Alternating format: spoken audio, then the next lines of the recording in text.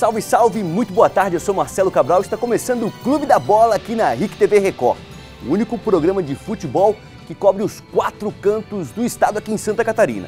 O que rola no mundo da bola envolvendo as principais equipes catarinenses, você vê aqui no Clube da Bola. Tá querendo colocar para fora o seu lado comentarista ou o seu melhor ângulo naquela foto esperta? Faz o seguinte, manda sua dúvida, o seu comentário, sua pergunta pro Badá, pro Fábio, pro Juca Miguel ou aquela selfie irada, capricha na pose. O nosso e-mail é clubedabola@ricsc.com.br ou se preferir pelo facebook.com/Clube da Bola RIC. Vamos fazer o seguinte, vamos começar com muito futebol, com muita bola rolando. Figueirense perdeu mais uma. O time encarou o América Mineiro na noite de ontem em Belo Horizonte pela Série B e saiu derrotado. Vamos dar uma olhada como foi esse jogo e já já o Fábio Machado comenta o que aconteceu lá no Independência. Vamos dar uma olhada. Jogando em casa, o Coelho foi pra cima e Norberto abriu o placar. Luan aproveitou o cruzamento e ampliou para o América. Quando a defesa do Figueira bateu cabeça, Bill roubou a bola e tocou para Rui assinalar o terceiro.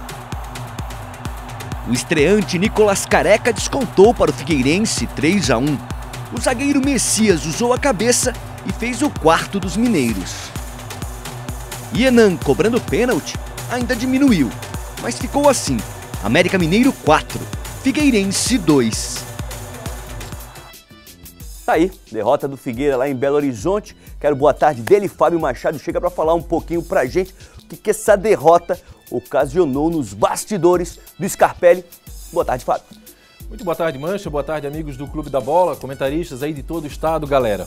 Olha, se o torcedor do Figueirense esperava uma reação ontem diante do América, essa reação foi sepultada logo com 30 minutos da primeira etapa. 3-0 para a equipe mineira, praticamente definiu a vitória do time do Coelho, né? Depois o time do próprio time mineiro deu uma recuada, abriu espaço ali para o Figueirense, que tentou uma reação de forma desordenada. Tomou o 4º gol e nem o último gol ali aliviou a barra. Respondendo à pergunta do Mancha, o que isso fez nos bastidores, a notícia agora, tá? Última informação, Marcelo Cabo pode cair ainda nesse final de semana. Pressão muito grande em cima da diretoria do Figueirense, pressão muito grande em cima do presidente, do próprio Carlos Zarini, e a verdade é que Marcelo Cabo não conseguiu resolver nada nessa equipe do Figueirense. Tem falhado, não tem convicção. Só para dar um exemplo, a última vitória fora de casa do Figueirense foi contra o Brasil de Pelotas. Jogou com uma linha de 3 zagueiros. Ontem voltou com 2 zagueiros. Quer dizer, não há sustentação, né? Nem ele próprio sustenta as suas ideias, nem ele próprio está sustentando as suas convicções. Apostou muito no Patrick e no Índio, garotos da base do Figueirense. No outro jogo já não estavam nem jogando. Então é uma situação muito complicada, o Figueirense vai patinando a cada rodada o Figueirense vai ficando preso aí nessa zona terrível, né, do rebaixamento e precisa de reação. Menos mal que se fizer a troca do treinador, tem uma semana aí de preparação, porque o Figueirense só volta a jogar no próximo sábado, joga no estádio Orlando Scarpelli contra o Vila Nova do técnico Emerson Maria. Fábio, quando a gente vê um resultado 4-2, fica até difícil. O que teve de positivo ali do lado do Figueirense? A estreia do Nicolas, eu acompanhei o jogo, né? A estreia do Nicolas Careca fez gol, né? Ele acabou fazendo gol. Bem verdade que foi uma falha terrível, né, do João Ricardo. A bola passou, mas acabou fazendo, exatamente. O ataque dele, a função dele é chegar ali e fazer. Mas demonstra um pouco, sabe o que é, Mancha? Que não tem planejamento. O jogador chega na quarta-feira, veste a camisa na quinta e na sexta já está jogando, né? Então não tem aquela fase de adaptação, aquela fase de jogador recuperar a forma física, enfim. Não existe isso. O jogador chega e está jogando. Por exemplo, eu dei o exemplo aqui, contra o Brasil, venceu com 3 zagueiros, né? Ontem jogou aberto, sem conhecer o time do América. O time do América tem quase 70% de aproveitamento jogando no Independência. Tem a segunda melhor defesa, só perdeu 2 partidas, é o líder. Então você não pode entrar da forma que entrou, aberto, sem nenhuma proteção de zaga, sem nada que pudesse resguardar a equipe do Figueirense. 3-0 no primeiro tempo que liquidou a fatura, praticamente. Legal, vamos continuar falando de Série B. O Tigre joga hoje, mas vinha numa boa sequência, acabou tropeçando em Varginha. Quem chega para comentar aí a Série B e o Criciúma é Renan Mainen. Boa tarde, Renan. Boa tarde, Mancha. Boa tarde, amigos ligados no Clube da Bola. O Criciúma enfrenta logo mais o ABC, vice-lanterna, e a expectativa geral é de que o Tigre possa confirmar uma vitória diante do seu torcedor. Mas vou relembrar um pouquinho o jogo de terça-feira, quando o Criciúma reencontrou a derrota. Fazia 9 rodadas que não sentia esse sabor amargo e perdeu por 2-0 diante do Boa. O primeiro gol foi depois de um pênalti, uma marcação que foi bastante contestada pelo lado tricolor. O Boa fez 1-0 e já no finzinho do jogo uma lambança do goleiro Edson com o Diego Giaretta. Eles não se entenderam, bateram cabeça, foi lá o Boa e liquidou a fatura. O que chamou a atenção nesse jogo foi que o meio-campo tricolor não rendeu dentro daquilo que era esperado. Sem criatividade mesmo naquele setor, então foram poucas chances de chegar ao gol do Boa. A gente espera que isso possa mudar um pouco hoje nessa partida diante do ABC. O ataque vai ser o mesmo da última rodada, com o Alisson Farias de um lado, o Silvinho caindo pelo outro e o Lucão centralizado. No meio de campo então tem uma mudança. Sai o Alex Maranhão e volta a jogar o Douglas Moreira. A defesa também tem mudanças, porque o Rafael Silva e o Edson Borges estão sem condições de jogo. Eles estão com lesões, então ali quem vai atuar é o Nino e o Diego Giaretta, que estava jogando na lateral esquerda, mas hoje então quem entra é o Márcio Goiano. E tem a volta do goleiro Luiz. Ele esteve fora do último jogo por acumular 3 cartões amarelos, cumpriu suspensão automática e agora volta a vestir a camisa número 1. É sempre um dos destaques da equipe, com boas atuações, então a torcida tem um carinho especial pelo capitão. O técnico Luiz Carlos Vinck ainda não sabe o que é perder jogando no estádio Heriberto Wilson, né? E o ABC vem de 7 derrotas seguidas na Série B. Um momento muito difícil. Então, até por esse retrospecto, se espera que o Criciúma confirme esses 3 pontos no jogo de logo mais. Mas a bola precisa rolar para a gente ver se isso realmente vai ser possível. Daqui a pouco eu volto com mais informações do sul do estado. Agora voltamos ao estúdio. Obrigado, Renan. Daqui a pouco o Renan volta para falar mais desse jogo aí, Criciúma e ABC. Vamos fazer o seguinte, vamos falar de Série A. Vamos até o Oeste Catarinense conversar com o Badá, lá que fala direto de Chapecó. A Chapecoense enfrentou o Santos, acabou não conseguindo a vitória numa noite onde o goleiro Jandrei fez uma grande partida, mas o que a gente leu, o que a gente ouviu, o que a gente soube, foi que o time melhorou bastante. A vitória não veio, mas o time começou a pegar a cara do Vinícius Eutrópio. É isso, Badá. Boa tarde.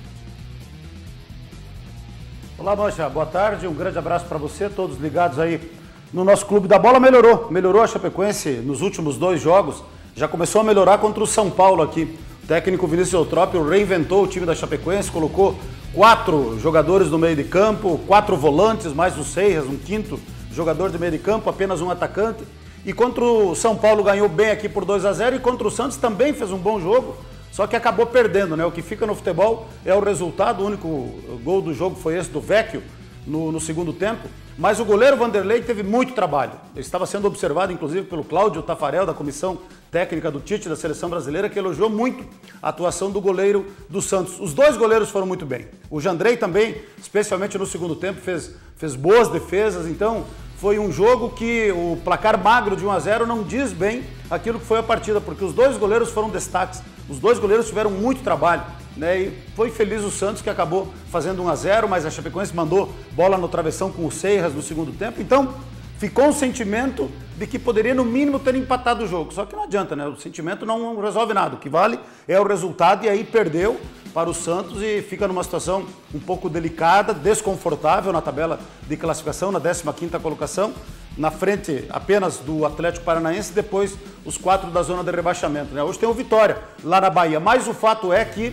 melhorou, o time está mais consistente, aquilo que todo mundo vinha pedindo aqui ainda do tempo do Wagner Mancini. O Wagner Mancini, né, teimava em não admitir isso, e a filosofia dele, a gente tem que respeitar, a responsabilidade era dele, né? Mas a Chapecoense não tem café no bule, não tem bala na agulha para querer jogar um time faceirinho, um time aberto, querer jogar de igual para igual contra esses grandes clubes aí, naquele esquema 4-3-3, às vezes era um 4-2-4, agora não. Agora o Vinícius Eutrópio, eu acho que ele andou conversando com o pessoal do departamento de futebol, da diretoria, outros integrantes da comissão técnica. A Chapecoense tem a defesa mais vazada do Campeonato Brasileiro. Então, primeira providência dele foi melhorar o sistema defensivo, e melhorou. Nas últimas 2 partidas, a média de gols sofridos era altíssima. Nas últimas 2 partidas, sofreu apenas esse gol aí, que foi contra o Santos, né? Então, eu acho que o Vinícius Eutrópio está no caminho certo, né? Melhorou o sistema defensivo, agora falta ajustar um pouquinho o setor ofensivo, né? O setor ofensivo agora, depois desta reinvenção do time, precisa dar uma melhorada. Vamos ver como é que se comporta hoje lá contra o Vitória da Bahia. É um jogo do campeonato da Chapecoense, é um confronto direto. Até um empatezinho amigo lá hoje não é ruim para a Chapecoense. Mas claro, se conseguir somar 3 pontos fora de casa, vai ser importantíssimo. Mas o time melhorou. Apesar da derrota, a gente está um pouco mais animado para a sequência do Campeonato Brasileiro da Chapecoense. Legal, Badá. Já o Badá volta para falar mais do Verdão. Continuamos na Série A, Fábio Machado, o empate. Avaí 0, Corinthians 0. Depois de tudo que aconteceu, o saldo foi o seguinte. Valeu pro Avaí, porque conseguiu somar um ponto diante do poderoso Timão. É isso, Fábio? Não, é isso mesmo. O empate do Avaí foi um empate bom, né? Um empate 0-0, né? Não teve gol, o ápice do futebol. Mas os torcedores que estiveram no estádio da Ressacada, que acompanharam o empate do Avaí com o Corinthians, os 2 torcedores saíram satisfeitos. Por quê? Muita disciplina tática, muita entrega. Claro que no finalzinho, depois dos 30 minutos do segundo tempo, o jogo ficou aberto. Mas aí por opção dos próprios treinadores. Claudinei Oliveira, ele correu o risco ao abrir o time do Avaí, ao colocar o Rômulo, que não ajudou ali na marcação do Capa, né? O Romero e o Fagner deitaram e rolaram ali pelo setor direito. E o Marquinhos Santos, né? Que pela idade você não pode esperar que o Marquinhos entre ali na mesma correria, na mesma alta voltagem que estava a partida. E aí teve o Betão, quase fez um gol contra, né? Favorável ao seu ex-clube Corinthians, mas também tivemos ali o Wellington Simeão, teve uma grande chance, o Joel colocou uma bola na trave. Qual é a lição que ficou desse jogo, meu querido Marcelo Mancha? Que se o Avaí tivesse entrado com essa mesma aplicação, que se o Avaí tivesse entrado com essa mesma concentração e respeito ao adversário, o Avaí não teria perdido para o Fluminense, naquela falha do Kozlinski, né, numa atitude infeliz, e não teria perdido para o Curitiba, porque o Avaí tomou 2 gols de Curitiba em 2 bobeadas do sistema defensivo. Então, esse foco que muitas vezes precisa, com uma grande equipe, você tem que entrar com todos os adversários, independente de quaisquer que sejam, né? São jogos difíceis, são jogos de Série A. Acertou o Claudinei em manter a mesma equipe para amanhã contra o Cruzeiro. É pouco tempo para você fazer alterações. Claro que ele só vai alterar na lateral esquerda, porque não joga o Capa suspenso, vai entrar o João Paulo. Então mexe o mínimo possível. Agora, tem que entrar com o mesmo foco. O torcedor que vai amanhã na Ressacada ver contra o Cruzeiro, ele quer ver a mesma aplicação tática. Ele quer ver a mesma desenvoltura, a mesma briga pela bola e pelos espaços.